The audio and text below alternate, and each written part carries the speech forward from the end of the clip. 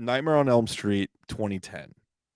And this one's a The little bit more 2010 version. this is a little bit of a guilty pleasure for me because I love the actor Jackie Earl Haley. It started when he was a kid actor. One of my favorite movies of all time is Bad News Bears, one of the funniest comedies ever, the most politically incorrect movie of all time because it was made in the 70s.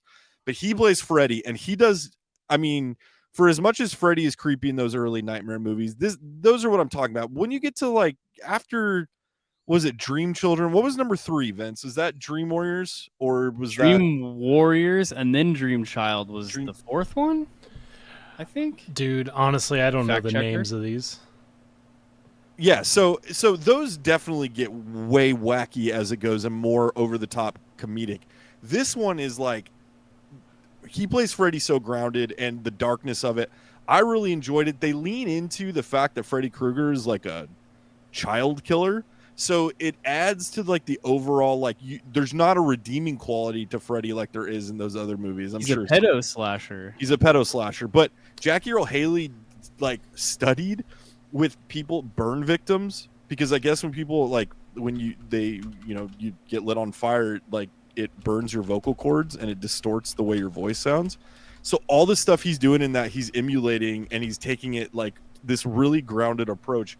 But that movie got completely panned and I understand it because Freddy Krueger's a character that's hard to reboot with a different actor. But being the Jackie Earl Haley fan I really enjoy this movie and it always creeps me out every time I watch it. He was a great pick though. Like it really like when Watchmen came out and he was Dane was saying he was Rorschach. Like, he was Rorschach. Like he was so good in that and like I thought for sure he'd end up like bigger than he is. Like I don't know.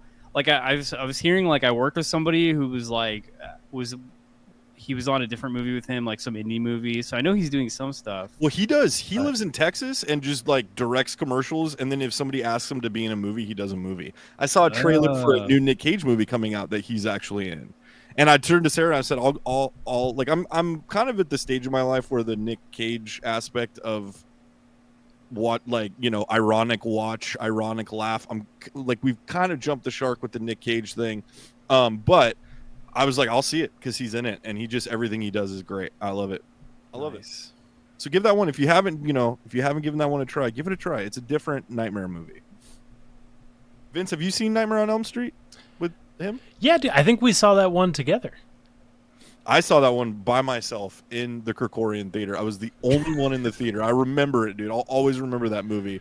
Because it genuinely creeped me out, and the fact that nobody was in there. We might have gone and seen it after that. I don't know. Maybe because I remember going to the Krikorian to see it with you, and I remember walking out and talking about how, like the pedophile aspect of the movies prior to that were always there, but they weren't spelled out as much as that movie. Sure. And after leaving that movie, I was like, "Oh man, he's like a super pedophile in this movie." Like they just straight out said it. Double pedo. Yeah, dude. Super pedo.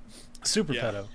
All right, that's fair. Which I wonder if that's what killed the movie because it was like it was a bit much. Like, oh no, I'll tell you what killed the movie. Michael Bay produced it. That's what killed the movie. He did that and the Friday reboot with Platinum Dunes, and it killed it because they didn't really have anywhere to go, and it didn't really need an odd a sequel. choice, dude. Yeah, it didn't really need a sequel. It was a big budget horror film, which always kind of lacks something.